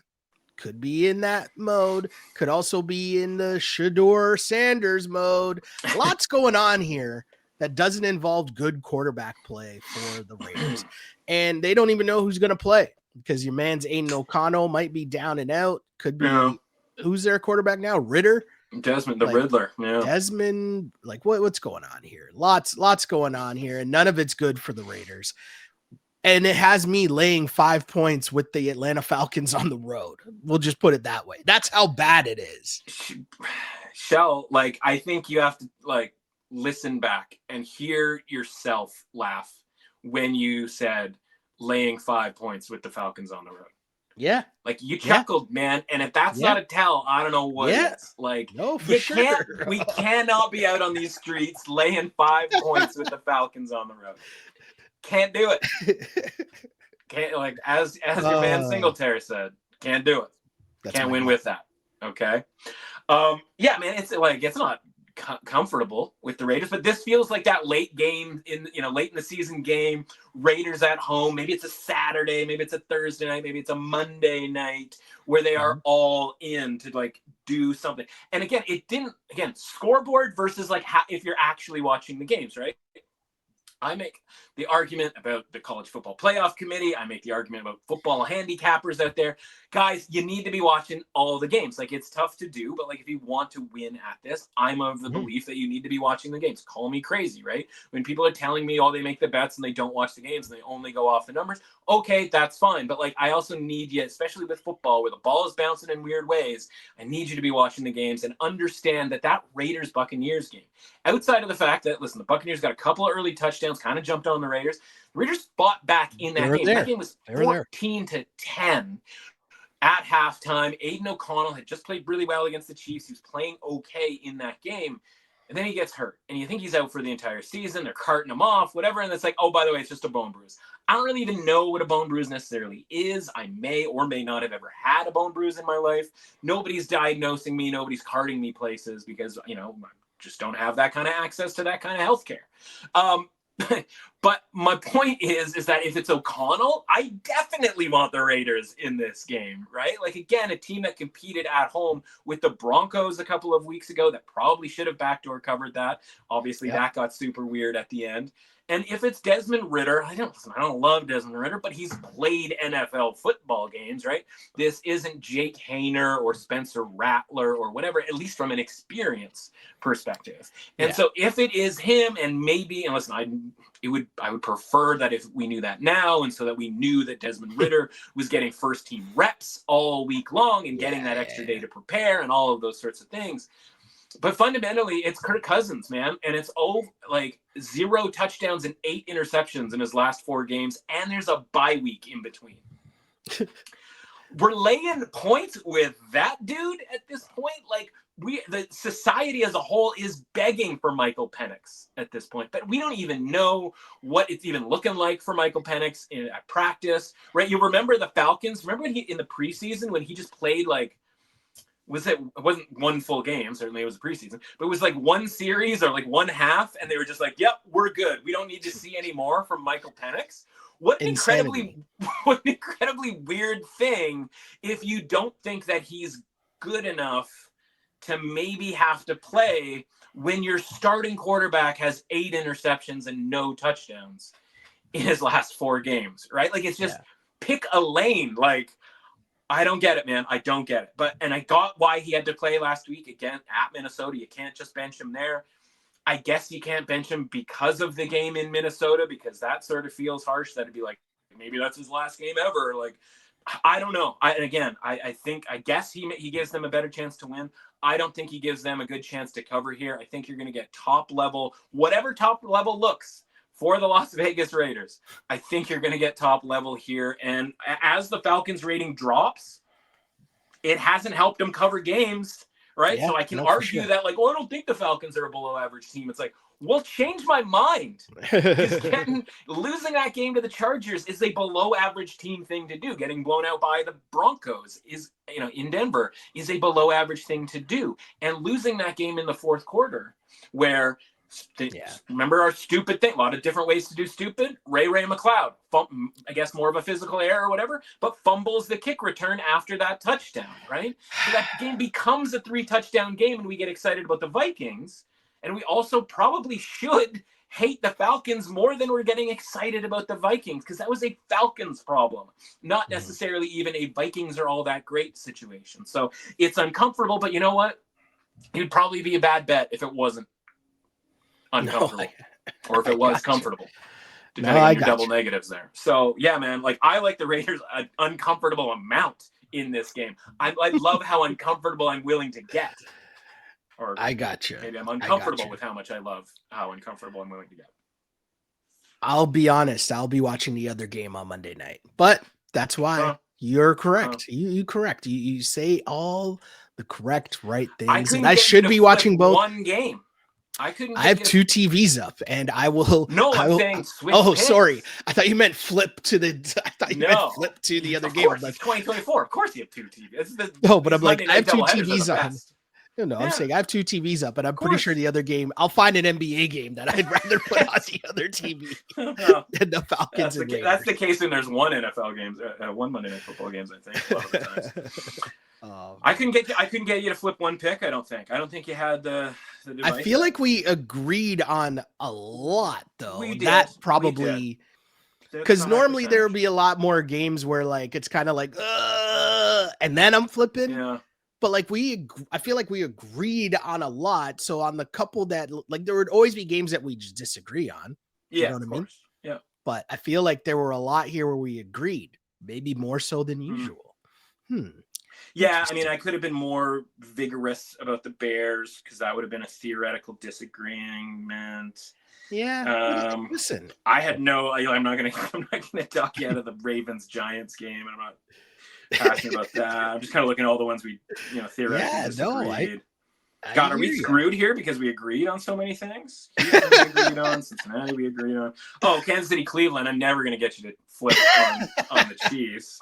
I can't beat myself up about that. Carolina, Rams. Yeah, man. God, we agreed on a lot of stuff today.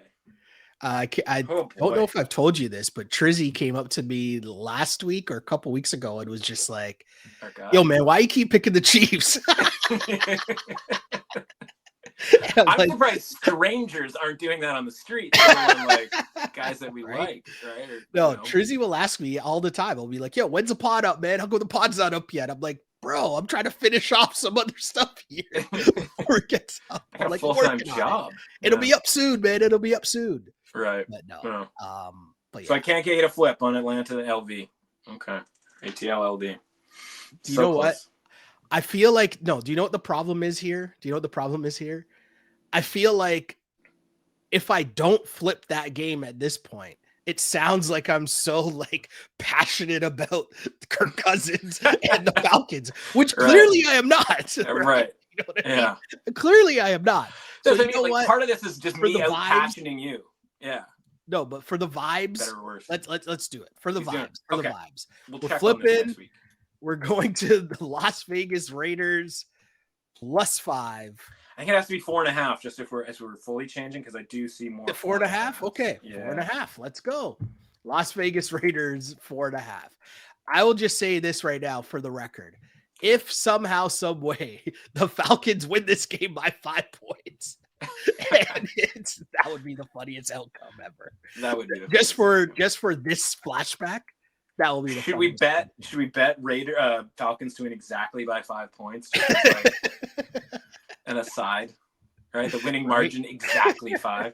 You know those like parlays that you see where it's like, oh, this guy turned $2 into 100,000. It's like somehow he was like, oh, I got the correct score in the Rams Bills game. Like you guessed 44-42 or whatever it was. How did you do that? It's like, how broke are you the rest of the time? Because this is not the first bet that you've made, like this, right? I was gonna say something on air. I was going to say something on air, and then I realized I shouldn't say this onto an open microphone. So I'll say it after we're done recording. All right. But just know that it involves the Raptors courtside. And that's all I'll say here. But just remind me of that after we're done recording. Run with Rake. No. Has nothing to do with Aubrey. Sports book, right? He does. There's something going on there. I don't know what's going on. But where can the good people find you as we completely tail off? Oh, by the way, the pick has changed for the people that are listening at home. Pick is changed. Las Vegas plus 4.5. The control room was doing work, so the people watching the pod can see it on the screen. Las Vegas plus 4.5. Let's go. For the people, Mr. Matt Russell, that need more information that you will be putting out there, especially with all the inner workings of college football also going on right now. Yeah. Where can the people find you? Yeah, I solved college football, and the answer was don't change anything and just not to overreact. So that was cool. That was on the podcast on Tuesday. Get new committee members because they don't seem to be watching the games. Luckily, they gave us a live shot of them like in some very uncomfortable room. I know. Very uncomfortable. I would like that live shot in like week 2. Give me that. You couldn't get them some couches or like some nice recliners. Like it just looked uncomfortable. I think they should be sequestered like a jury for like 3 months. Because like if you went around and asked people like, would you do that? Like, of course you could find that. That'd be a great reality show. Yeah, like exactly, right? Like we're getting all these like Hard Knocks, AFC North division and the Colts after noon on a Thursday and like whatever. It's like, how about we find 12 like legit ball knowers and people who watch college football and understand metrics and all of that sort of thing. And we just like real world college football committee. What I was just about to say. What happens when 12 strangers enter a house? Stop being polite and start getting real and start talking about the South Carolina Gamecocks, right? Anyway, we're off the rails right now. I know. It's funny because I was like, man, 16 games, like this is gonna be over 2 hours. And like once we got it done by like an hour and 40 minutes, I was like, I guess we can just, prance around for the next 5 minutes on nonsense. But anyway, substack.com/@mrussauthentic. Just go to substack.com or the Substack app. I'm more of an app guy. I don't think most people necessarily are. You get a quick read. All these reads are 5 to 7 minutes, maybe 8 minutes if I'm really feeling it. But we got bowl season coming up. And so just go to substack.com, type in the window sports, Matt Russell, MRuss Authentic, all of the things, or just go to on Twitter /X MRuss Authentic, and you'll find your way there as well. And we got bowl season. So we had some initial projections. I have projections for every point spread where I think the line should have been. There's been some interesting results as far as the line moves, as there tends to be in that first week after the bowls get announced. We have a bowl game already on Saturday, by the way, that has moved 3 points in my direction. So if anything, we're at least on to something with the rest of the 40 bowl games that we have. Maybe we'll see how that goes. But I'll also have actual preview, legitimate picks and stuff for the first segment, which is the bowl games that aren't playoff games before the playoff games start, which of course is next Friday night with Indiana at Notre Dame, and then a nice triple header the next day. So I'll have previews for those games as well. So obviously a lot going on, just because it's the Christmas holidays doesn't mean that we're not absolutely rife with content. We'll sleep and celebrate Christmas in early February, mid-February. Just have to tell my wife that, and I'm sure she'll be totally cool with it. Amazing stuff. You can follow me online on the app formerly known as Twitter at Shell Alexander and on Instagram at Sheldon Alexander. And, it's been an interesting week. I'll say that much, an interesting week as I try to bounce back and recover from just what last week's monstrosity was in terms of the picks, but be back with more whole grain goodness. Of course, you can find this pod as it'll land. Maybe sometimes if you're liking and subscribing, you can find it popping into your feed Wednesday night. If not, Thursday morning, we're right there with you. That's just how it rolls. As I always say, I used to pray for times like this, to rhyme like this. This is a Clutch Pick Sports Betting Podcast. As always, unpolished and unapologetic. Until next time, see ya.